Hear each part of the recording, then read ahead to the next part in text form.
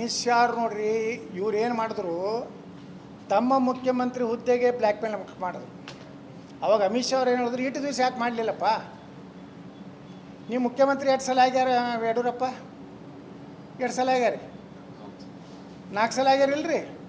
ಅವಾಗ ಯಾಕೆ OBC ಕಳಿಸ್ಲಿಲ್ಲ? ಮೊದಲೇ ಸಲ ಮುಖ್ಯಮಂತ್ರಿ ಆದ ಮೊದಲೇ ಕ್ಯಾಮ್ರೇಟ್ನ ಮಾಡ್ಬೋದಾಗಿತ್ತಲ್ಲ. ವೀರಶೈವಲಿಂಗ ಅಂದ್ರೆ ನೀವು ಮಾಡಿದ ಭ್ರಷ್ಟಾಚಾರ ಕೆಲಸದ ಸಲಾಗಿ ಇದನ್ನು ಉಪಯೋಗ ಮಾಡ್ಕೋತೀರಿ ಅಂತ ಕೇಳಿದ್ರು ಅವರು ಅಮಿತ್ ಶಾ. ಅಮಿತ್ ಶಾ ಲಿಂಗಾಯತ ವಿರೋಧಿ ಅಲ್ಲ, ಇದೇ ಪುಣ್ಯಾತ್ಮನ ಲಿಂಗಾಯತ ವಿರೋಧಿ. ನೀವು ಮುಖ್ಯಮಂತ್ರಿ, ಈಗ ನಾಳೆ ನಾ ಮುಖ್ಯಮಂತ್ರಿ ಆದ ತಿಳ್ಕೊರಿ, ಜನರ ಆಶೀರ್ವಾದ ಇದ್ರೆ ಹಾಕ್ತೀನಿ. ನೀವು ಭಾಳ ಏನೋ ಜೋಕರ್ನಂಗೆ ಮಾತಾಡ್ದೆ ಯತ್ನಾಳ ತಂದು ನಾ ಆದೆ ಅಂದ್ರೆ ಮೊದಲೇದ್ದು ಮುಸ್ಲಿಮ್ ರಿಸರ್ವೇಷನ್ ತೆಗೆದೋಗಿದ್ದೀನಿ, ಹಿಂದೂಗಳ ಮ್ಯಾಗಿನ ಕೇಸ್ ತೆಗೆದೋಗಿದ್ದೀನಿ. ಹಾಂ ಹಾಂ, ಆ ಕಮಿಟ್ಮೆಂಟ್ ಅವ್ರದ್ದು ಇದ್ದಿದ್ದಿಲ್ಲ. ಕಮಿಟ್ಮೆಂಟ್ ಒಂದು ಯಡಿಯೂರಪ್ಪದಿತ್ತು ನೋಡ್ರಿ. ಯಡಿಯೂರಪ್ಪನ ಆಶೀರ್ವಾದ ತೆಳಗೆ ಮುಖ್ಯಮಂತ್ರಿ ಆದರು. ಸದಾನಂದ ಗೌಡ, ಜಗದೀಶ್ ಶೆಟ್ಟರ್, ಬಸವರಾಜ ಬೊಮ್ಮಾಯಿ, ಇವರು 3 ಮಂದಿ ಯಾರು ಆಶೀರ್ವಾದ. ಒಂದು ತಿರುಪತಿಯಲ್ಲಿ ಒಂದು ಒಪ್ಪಂದ ಆಯಿತು.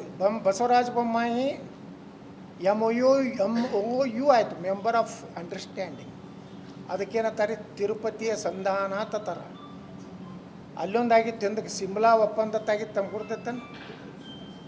ಅಲ್ಲಿ ಇದ್ರಾಗ ಹರಿಯಾಣದಾಗ ಒಂದಾಗಿತ್ತು, ಯಾವುದೋ ಒಂದು ಒಪ್ಪಂದ. ಹಂಗೆ ತಿರುಪತಿಯ ಒಪ್ಪಂದ ಆತೊಂದಾಗಿತ್ತು. ಏನಪ್ಪ ಅಂದ್ರೆ, ಬೊಮ್ಮಾಯಿ, ಮಿಸ್ಟರ್ ಬೊಮ್ಮಾಯಿ, ನಾನು ಮುಖ್ಯಮಂತ್ರಿ ಮಾಡೀನಿ, ಅದಕ್ಕೆ ನೀನು ಯಾವುದೇ ಪರಿಸ್ಥಿತಿಲಿ ವೀರಶೈವ ಲಿಂಗಾಯತರಿಗೆ ಮೀಸಲಾತಿ ಕೊಡಬಾರ್ದು, ಅದರ ಪಂಚಮ ಸ್ಯಾಲರಿ ಕೊಡಬಾರ್ದು ಅಂತೇಳಿ point number 1. Point number 2, Yatnal ಯಾವುದೇ ಕಾಲದಲ್ಲಿ ಮಂತ್ರಿ ಮಾಡಬಾರ್ದು. ಪಾಯಿಂಟ್ ನಂಬರ್ 3, ನೀನು ಮುಖ್ಯಮಂತ್ರಿ ಇಳಿಯುವಾಗ ನನ್ನ ಅತ್ಯಂತ ಪ್ರೀತಿಯ ಕೊನೆಯ ಮಗನ ಮುಖ್ಯಮಂತ್ರಿ ಮಾಡಬೇಕು. ಈ 3 ಒಪ್ಪಂದ ಎಲ್ಲದು ಶಿಮ್ಲಾ ಒಪ್ಪಂದದಂತೆ ತಿರುಪತಿಯಲ್ಲಿ ಆದವು. ಅದಕ್ಕೆ ಈ ಬೊಮ್ಮಾಯಿ ಬಲ್ಲಿಯೂ ನಾ ಮಂತ್ರಿ ಕೇಳಿಲ್ಲ, ಯಡಿಯೂರಪ್ಪಗೆ ನಾ ಮಂತ್ರಿ ಕೇಳಿಲ್ಲ, ನನ್ನ ಸಮಾಜಕ್ಕೆ ಮೀಸಲಾತಿ ಕೇಳೀನಿ. ನನಗೆ ಬೊಮ್ಮಾಯಿ ಭಾಳ, ನನಗೂ ಗೌಡ್ರ ಈ ಕಡೆ ಬರ್ರಿ ಒಳಗೆ ಕರ್ಕೊಂಡು ಹೋಗ್ತಿದ್ರು ರೂಮ್ನಾಗ. ಅಮಿತ್ ಶಾ ಜೋಡೆ ಮಾತಾಡೀನಿ, ನಿಮ್ಮ ಮಂತ್ರಿ ಮಾಡ್ತೀನಿ, ಸ್ವಲ್ಪ ದಿವ್ಸ ತಡ್ರಿ. ನಾ ಹೇಳಿದೆ, ಬೊಮ್ಮಾಯಿರ ಈ ನಾಟಕ ಕಂಪ್ನಿ ಬೇಡ, ಈ ನಾಟಕ ಕಂಪ್ನಿ ಬೇಡ, ನಮ್ಮ ಸಮುದಾಯಗಳಿಗೆ ಮೀಸಲಾತಿ ಕೊಡ್ರಿ ಅಂತ ಕೇಳೀನಿ. ಬೊಮ್ಮಾಯಿ ಬಂದ್ರೆ ಕೇಳ್ರಿ ನೀವು, ಯತ್ನಾಳ್ ಎಂದರೆ ಮಂತ್ರಿ ಮಾಡತ್ ನಾನು ಬಲ್ಲಿ ಬಂದಾನ ಅಂತ ಹೇಳಿ. ಬೊಮ್ಮಾಯಿ ಹೇಳಿದ್ರೆ ರಾಜಕೀಯ ನಾನು ನಿವೃತ್ತಿ ಆಗ್ತೀನಿ. ಆ ಯಡಿಯೂರಪ್ಪನ ಬಲ್ಲಿ ಹೋಗಲಿಲ್ಲ. ಯಡಿಯೂರಪ್ಪಗೆ ದಿಲ್ಲಿ ಒಳಗೆ ಹೇಳಿದ್ದೆ, ನಾ ಸರ್ಕಾರಿ 17 ಮಂದಿ MLAಗಳು ಏನು ಹೊಡಿತಾರತ್ತು ಗುರ್ತದಾಗ ನಮ್ಮನ್ನೆಲ್ಲ ದಿಲ್ಲಿಗೆ ಕರ್ಕೊಂಡು ಹೋಗಿದ್ರಿ. ಅವಾಗ ಯಡಿಯೂರಪ್ಪಗೆ ನಾನು ವೀರಣ್ಣ ಚರಿತ್ಮಠ, ಸುರಪುರ ರಾಜಗೌಡ ಹೇಳಿದ್ವಿ, ನಮ್ಮ ನೀರಾವರಿ ರೊಕ್ಕ ಕೊಡು, ಉತ್ತರ ಕರ್ನಾಟಕ ಹೆಚ್ಚು ಆದ್ಯತೆ ಕೊಡು, ನನಗೆ ಮಂತ್ರಿ ಬೇಡ ಅಂತೇಳೀನಿ. ಇದು ದೇವರ ಸಾಕ್ಷಿಯಾಗಿ ನಾನು ಹೇಳ್ತೀನಿ, ನಾವು ಎಂದೂ ಆ ಮಂತ್ರಿ ಆಸೆ ಮಾಡಿಲ್ಲ ರೀ. ಮತ್ತು ಅಮಿತ್ ಶಾ ಅವರು ಲಿಂಗಾಯತ ವಿರೋಧ ತಾವು ತಪ್ಪು ಇದನ್ನು ಹಾಕ್ಬೇಡ್ರಿ. ಯಾಕಂದ್ರೆ ಪ್ರಿಡಿಕ್ಷನ್ ಇದು ಹಾಕೋದ್ರಿಂದ ನೋಡ್ರಿ, ನಿಮ್ಮ ವಿರುದ್ಧ ಮಾತಾಡ್ಯಾನಂತವ ಅವ್ರ ಮಗ, ಪೂಜ್ಯ ತಂದೆಯ ಕಿರಿಯ ಮಗ. ಹೌದು, ಬ್ಲ್ಯಾಕ್ ಮೇಲ್ ಅಂತ ನಾ ಹೇಳಿಲ್ಲ.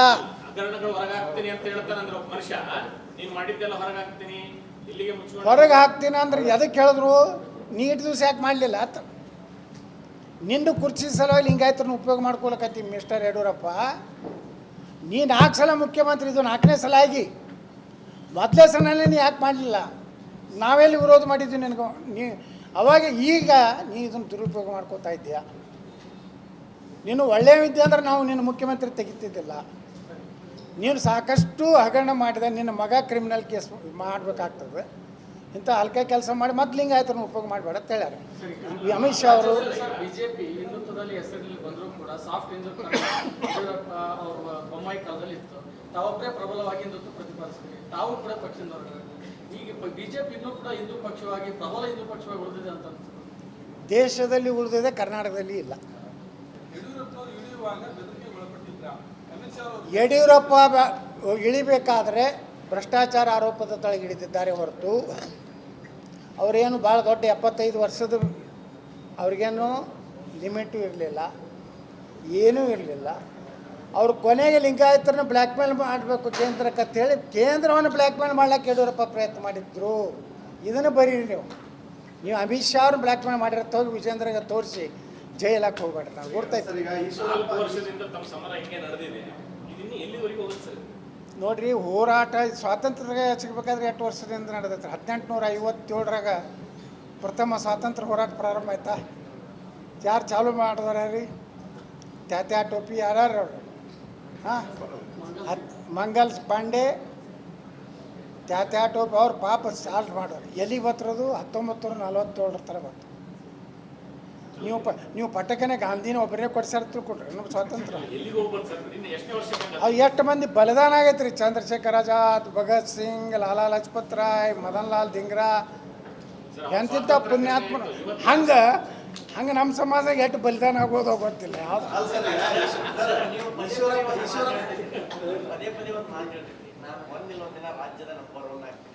ನೋಡಕತ್ರಿ ಅದು ಹೆಂಗೆ ಆಗ್ತೀನಿ. ಜಾರ್ಖಂಡ್ನಾಗ ಒಬ್ಬ ಪಕ್ಷೇತರ MLA ಆರಿಸಿ ಬಂದಿದ್ದ, ಅವ್ನು ಮುಖ್ಯಮಂತ್ರಿ ಆಗಿದ್ದ. ನೆನಪೈತೇನು? ಎಲ್ಲರೂ ಕೂಡ ಅವನೇ ಮುಖ್ಯಮಂತ್ರಿ ಮಾಡೋದು. ಇದು ಚಪ್ಪಾಳೆದು ಹೊಡೆಯೋದಲ್ಲ ಅದು. ಅದಕ್ಕೆ ನೀವು ಏನೂ ಆಗೋದಿಲ್ಲ ಅಂತ ಭ್ರಮೆಯಿಂದ ಹೊರಗೆ ಬರ್ರಿ. ವಿಜೇಂದ್ರನ ಭ್ರಮೆಯಿಂದ ಹೊರಗೆ ಬರೋಕ್ಕೆ ಮಾಧ್ಯಮಗಳು ಅಂತ ಕೇಳ್ಕೊತಿಲ್ಲ. ವಿಜೇಂದ್ರ ಆಗೇ ಬಿಡ್ತು. ವಿಜೇಂದ್ರ ಆಗೋದಿಲ್ಲ ಅಂತೂ ಮುಖ್ಯಮಂತ್ರಿ. ನೋಡಕತ್ರಿ ನನ್ನ ಹಣೆ ಬರ್ನಾಗ ಐತಿ. ಎಲ್ಲಿ ನೀವು ಹೇಳಿ ನೀವೇ ಮಾಡಿಸ್ತೀರ ಅನ್ಸತ್ತು. ಏನು ಹೇಳಕ್ಕೆ ಅದನ್ನೂ ಆಗೈತಿ. ಯಾರಿಗೆ ಬೈದು ಅವ್ರನ್ನೂ ಲೀಡ್ರ್ ಆಗ್ಯಾರ. ಅದನ್ನು ಆಗ್ತದೆ ರಾಜಕಾರಣದ. ನೋಡ್ರಿ, ನಮ್ಮ ಹೋರಾಟ ನಾವು ಮಾಡ್ಕೊತ ಹೋಗ್ತೀವಿ. ಜನರ ಇವತ್ತಿನ ಬೆಂಬಲ ನೋಡಿಬಿಟ್ರೆ ಹಿಂದೆ ಯಾವುದೇ ನಾಯಕನ ಹೊರಗೆ ಹಾಕಿದಾಗ ಎಷ್ಟು ಬೆಂಬಲ ಜನ ಕೊಟ್ಟಿಲ್ಲ. ಹಿಂದೂ ಕಾರ್ಯಕರ್ತರು ರಸ್ತೆ ಅವ್ರಿಗೇನು ರೊಕ್ಕ ಕೊಟ್ಟಿಲ್ಲ, ರೂಪಾಯಿ ಕೊಟ್ಟಿಲ್ಲ. ಈಗ ಯಾವ ಪಕ್ಷದಾಗೂ ಹೋಗಿ ಬಂಟಿಂಗ್ ಕಟ್ಟು ಕಾರ್ಯಕರ್ತರು ಉಳಿದಲ್ರಿ. ಅಂಥದ್ರಾಗ ಪಾಪ ತಾವೇ ರೊಕ್ಕ ಖರ್ಚು ಮಾಡಿ ನನಗೆ ಎಲ್ಲಿ ವಿರೋಧ ಮಾಡಿ ಎಲ್ಲೆಲ್ಲಿ ಹೇಳಿಸ್ತಾರಲ್ಲ ಅಲ್ಲೇ ಪ್ರತಿರೋಧ ಹೆಚ್ಚಾಗಿದೆ. ಅಂದರೆ ಜನರಲ್ಲಿ ಹಿಂದುತ್ವ ಬಗ್ಗೆ ಮಾತಾಡೋರು ಯಾರೂ ಇಲ್ಲಲ್ಲ ಕರ್ನಾಟಕದಲ್ಲಿ. ವಿಧಾನಸಭೆಯಲ್ಲಿ ಯಾರು ಮಾತಾಡ್ತಾರೆ ಹೇಳ್ರಿ ನೋಡೋಣ ಹಿಂದುತ್ವ ಪರವಾಗಿ? ಹಿಂದೂಗಳಿಗೆ ಅನ್ಯಾಯ ಆದಾಗ ಯಾರು ಮಾತಾಡ್ತಾರೆ? ಇವತ್ತು ಹಿಂದೂಗಳಿಗೆ ಏನೇ ಆದರೂ ಇವತ್ತು BJP ಇದ್ದಾಗೂ ರಕ್ಷಣೆ ಸಿಕ್ಕಿಲ್ಲ. ಬರೀ ಒಂದು ಡೈಲಾಗ್ ಕಲ್ತ್ಬಿಟ್ಟಿದ್ರು ನಮ್ಮ BJP ಗೃಹ ಮಂತ್ರಿಗಳು, ಕಠಿಣ ಕ್ರಮ ಕೈಗೊಳ್ಳಲ್ಲ. ಕಡೆಗೆ ಒಬ್ಬ ಗೃಹ ಮಂತ್ರಿ ನನಗೆ ಹೇಳ್ದ, ಏನು ಮಾಡಲಿ ಎತ್ನಾಡ್ರಿ, ಯಾರು ಪೊಲೀಸರು ನನ್ನ ಮಾತು ಕೇಳೋದಿಲ್ಲ. ಮತ್ತು ನೀ ಕಿಸಿಲಾಕೆ ಯಾಕಾಗ್ಯಪ್ಪ, ರಾಜೀನಾಮೆ ಕೊಡು ಅಂದೆ. ಏನು ಮಾಡೋದು? ಯಡಿಯೂರಪ್ಪ ತಂದು ಕುಡಿಸ್ಯಾರ, ಎಲ್ಲ ಮಾಮೂಲಿ ಅವ್ನ ಮನೆಗೆ ಹೋಗ್ತೈತಿ, ನನ್ನ ಮನೆಗೂ ಬರೋದಿಲ್ಲ. ಇಂಥ ಗೃಹ ಮಂತ್ರಿ, ಈಗಿನ ಗೃಹ ಮಂತ್ರಿ ಹೆಂಗೆ ಅದಾರ ನೋಡ್ತಿರಲ್ಲ. ಹಾಂ, ಅವ್ರೊಂದು 3-4 ಡೈಲಾಗ್ ಮೊನ್ನೆ ಟ್ವೀಟ್ ಮಾಡಿ ನೋಡ್ರಿ. ಇಷ್ಟೇ ಅವರು. ನನಗೆ ಹಿಂಗೆ ಅನಿಸೋದಿಲ್ಲ ಅಂತ ಹೇಳಿ. ಭಾಳ ಅಪಾಯದಲ್ಲಿದ್ರಿ ಕಾಂಗ್ರೆಸ್ ಈ ಕಾಲದಲ್ಲಿ. ಹಿಂದೂಗಳ ರಕ್ಷಣೆ ಅಲ್ಲ, ಅವರನ್ನು ನೋಡ್ರಿ. ನಿನ್ನೆ ಕೊಡಗಿನಲ್ಲಿ ಆದಂಥದ್ದು BJP ಕಾರ್ಯಕರ್ತ ಎಷ್ಟು ದಿವಸದಿಂದ ಕಿರುಕುಳ ಕೊಟ್ಟರು. ಇವತ್ತು ಸ್ಪೆಸಿಫಿಕ್ಕಾಗಿ ಕೊಡಗಿನ 2 MLAಗಳ ಹೆಸರು ಹಾಕಿ ಏನು ಬರ್ದು ಹೋಗ್ಯಾರ ಮೃತ್ಯು ಇದು ಡೆತ್ ನೋಟ್. ಇಲ್ಲಿ ಅವನು ಸಂತೋಷ್ ಪಾಟೀಲ್ ಬೆಳಗಾವ್ದಾಗ ಒಂದು ಗುತ್ತಿಗೆದಾರ ಇದು ಆಯ್ತಲ್ಲ, ಹೆಂಗೆ ರಾಜೀನಾಮೆ ತೊಗೊಂಡ್ರಿ ಈಶ್ವರಪ್ಪನವ್ರದ್ದು. ಇವತ್ತು ಈಶ್ವರಪ್ಪನವ್ರು ಖುಲಾಸೆ ಆಗ್ಯಾರ ಅದ್ರೊಳಗೆ. ಆದ್ರೆ ಅವತ್ತು ಎಷ್ಟು ಪ್ರೆಷರ್ ಮಾಡಿದ್ರು ರಾಜೀನಾಮೆ ಕೊಡುತ್ತೆ. ಇವತ್ತು BJP ಬಲ್ಲಿಯಲ್ಲಿ ಸಾಮರ್ಥ್ಯ ಇಲ್ಲ. ಇನ್ನಾತನ ಯಾವುದ್ರಾಗ ಇವರು ರಾಜೀನಾಮೆ ತೊಗೋಂಥದ್ದಾಗೈತೆ ಹೇಳ್ರಿ. ಇವತ್ತು ಮೈಸೂರು ಮೂಡ ಅಂತೇಳಿ ಪಾದಯಾತ್ರೆ ಮಾಡಿದ್ರು. ನಾನು ಮೈಸೂರು ಮುಟ್ಟದ್ರೊಳಗೆ ಸಿದ್ದರಾಮಯ್ಯ ರಾಜೀನಾಮೆ ಕೊಡ್ತಾ ಕತ್ತಿ ಹೊಡಿತಿದ್ದ. ಇನ್ನು ಆರಾಮ ಎಲ್ಲ ಕೇಸುಗಳು ಖುಲ್ಲಾ ಆಗಿಬಿಟ್ಟು ಲೋಕಾಯುಕ್ತ ಖುಲ್ಲಾ ಮಾಡ್ತು. ಆಯ್ತಲ್ರಿ. ವಾಲ್ಮೀಕಿ ಕೇಸು 282 ಕೋಟಿ ಎಲ್ಲ ಎತ್ನಾಡ್ರಿ, 98 ಕೋಟಿ ಅದು ಸಿದ್ದರಾಮಯ್ಯ ಹೇಳ್ತಾನೆ. ನಾ ಹೇಳಿದೆ ಸಿದ್ದರಾಮಯ್ಯ ಇಟ್ಟು ತಿಂದರು ಅಟ್ಟೆ, ಇಟ್ಟು ತಿಂದರು ನಟ್ಟೆ, ಒಟ್ಟು ತಿಂದಿರಿಲ್ಲೋ, ಬಡವ್ರು ರೊಕ್ಕ ತಿಂದಿರಲಿಲ್ಲ ಅಂದೆ. ಅದನ್ನು ಹೋರಾಟ ಮಾಡಿಸ್ಕೊಡ್ಲಿಲ್ಲ ವಾಲ್ಮೀಕಿ ಸಮಾಜದ್ದು. ನಾವು ಇವತ್ತು ಕೇಸ್ ಹಾಕಿವಿ. ಇವತ್ತು ಅಂಡರ್ ಹೈಕೋರ್ಟ್ ಇದ್ರ ತಳಗೆ ಇವತ್ತು ಆ ಕೇಸ್ ನಡೀತಾಯಿತ್ತು. ನಾನು ಕುಮಾರ್ ಬಂಗಾರಪ್ಪ, ರಮೇಶ್ ಜಾರಕಿಹೊಳಿ, ಅರವಿಂದ್ ಲಿಂಬಾವಳಿ ನಾವು ಹೈಕೋರ್ಟಿಗೆ ನಾವು PIL ಹಾಕಿ ಹೋಗಿ ಯಾವುದರ ನ್ಯಾಯ ಕೊಟ್ಟಾರೆ ಹೇಳ್ರಿ ನೋಡೋಣ. ಇಷ್ಟೆಲ್ಲ ಕೊಲೆ ಆದವಲ್ಲ ಹಿಂದೂ ಕಾರ್ಯಕರ್ತರದು, ಎಲ್ಲಿ ನ್ಯಾಯ ಸಿಕ್ಕೈತಿ? ಇಲ್ಲಿ ಯಾವ ಒಬ್ಬರ ರಾಜೀನಾಮೆ ಕೊಟ್ಟಾನ್ರೆ? ಪ್ರಿಯಾಂಕಾ ಖರ್ಗೆ ಅವ್ರ ಕ್ಷೇತ್ರದಾಗ ಒಬ್ಬ ಏನೋ ಗುತ್ತಿಗೆದಾರ ಇಲ್ಲರಿ ಅವರು, ಕೊಲೆ ಆಯಿತು. ನೇರವಾಗಿಯೇ ಪ್ರಿಯಾಂಕಾ ಖರ್ಗೆನೇ ಭಾಗಿಯಾದಾರ ತಿಳಿದ್ರು. ಅಲ್ಲಿ ಒಂದು ದೊಡ್ಡ ಹೋರಾಟ ಮಾಡ್ತೀನಿ ಅಂದರು ಬಿ ಜೆ ಪಿಯವರು. 15,000 ಜನ ಸೇರಿಸಿದ್ರು ಅಲ್ಲಿಯ ವಿಜೇಂದ್ರನ ಭಕ್ತರು. ಅವತ್ತ ಅಲ್ಲಿ ಹೋಗ್ಬೇಕಾಗಿತ್ತು ವಿಜೇಂದ್ರ.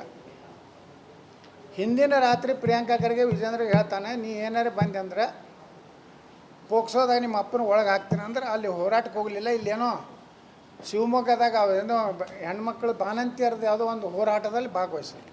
ಹಿಂಗೆ ನೀವು ಅಡ್ಜಸ್ಟ್ಮೆಂಟ್ ಮಾಡ್ಕೊಳ್ಳೋದ್ರೆ ಹಿಂದೂ ಕಾರ್ಯಕರ್ತರು ಕೊಲೆ ಆಗ್ತಾ ಇದೆಯಲ್ಲ, ಅವ್ರಿಗೆ ಯಾವಾಗ ಇವತ್ತು ಹಿಂದೂ ಕಾರ್ಯಕರ್ತರು ಹೆಂಗೆ ಹೊರಗೆ ಬರ್ತಾರೆ ರೀ? ಅವ್ರ ಪ್ರಾಣ ಹೋಗ್ಲಕತ್ತೈತಿ. ಅದ್ರಾಗ ಪಾಪ ಹಿಂದೂ ಕಾರ್ಯಕರ್ತನ ಹಿಂದುಳಿದ ದಲಿತರು, ಆರ್ಥಿಕವಾಗಿ ಬಡವರಿದ್ದಂಥವ್ರು, ಹಿಂದುತ್ವದ ಹೆಸರಲ್ಲೇ ಬಂದಂಥ ಕಾರ್ಯಕರ್ತರನ್ನೇ ರಕ್ಷಣೆ ನೀವು ಮಾಡ್ಲಿಕ್ಕಾಗ್ಲಿಕ್ಕಂದ್ರೆ ನೀ ಮುಖ್ಯಮಂತ್ರಿ ಆದ್ರೆ ಮುಂದೆ ಏನು ಗ್ಯಾರಂಟಿ ಅದ ಹಿಂದೂಗಳದ್ದು? ಈಗೂ ಹಿಂದೆ ಸರ್ಕಾರ ಇದ್ದಾಗೂ ನೀವು ಹಿಂದೂಗಳು ಇಲ್ಲೇ ಹುಬ್ಬಳ್ಳಿಯಾಗ ಪೊಲೀಸ್ ಸ್ಟೇಷನ್ ಹೋಗಿ ಕೊಡಿದ್ರು, ಬೆಂಕಿ ಹಚ್ತೀನಿ ಅಂದರು.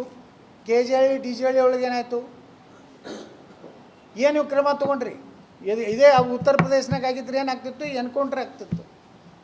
ಇಲ್ಲಿ ಯೋಗಿ ಆದಿತ್ಯನಾಥರು ಅಲ್ಲಿ 23-24% ಮುಸ್ಲಿಮ್ರು ಅದಾರ. ಮೊನ್ನೆ ಒಂದು ವಿಡಿಯೋ ಹಾಕಿದ್ರು, ಔರಂಗಜೇಬ್ ಯಾರತ್ತ ಮುಸ್ಲಿಮ್ರಿಗೆ ಕೇಳಿದ್ರೆ ನಮ್ಗೆ ಗೊತ್ತಿಲ್ಲತ್ತಾರ. ಅಂದ್ರೆ ಅಷ್ಟು ಭಯದ ಅಂದ್ರೆ ಹಂಗೆ ಅಡ್ಮಿನಿಸ್ಟ್ರೇಷನ್ ಇಲ್ಲಿ ಏನಿತ್ತು? ಬರೇ ಲೂಟಿ ಮಾಡಿದ್ರೆ ಅಷ್ಟೇ. ಅದನ್ನೇ ನಾ ಪ್ರಶ್ನೆ ಮಾಡಿದ್ರೆ ಉಚ್ಚಾಟನೆ ಮಾಡ್ತಾರೆ. ಅದನ್ನೇ ನಾ ಕರೋನಾದ ಅದೇ ಹೋರಾಟ ಮಾಡಿದೆ, ಅದನ್ನು ಪ್ರಶ್ನೆ ಮಾಡಿದೆ. ಅದಕ್ಕೆ